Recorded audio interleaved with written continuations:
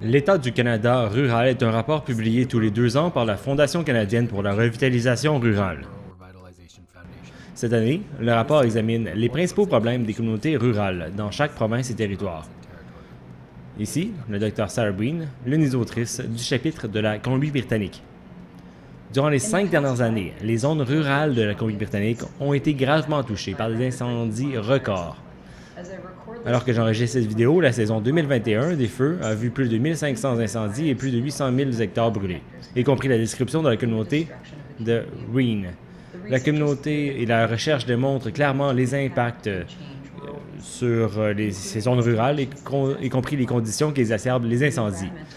Les implications environnementales, économiques et sociales du changement climatique seront importantes.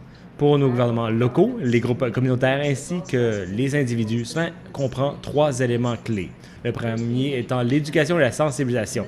Le second concerne la planification, à la fois pour l'adaptation à un environnement changeant, mais aussi pour le développement de cette résilience pour faire face aux changements et agir.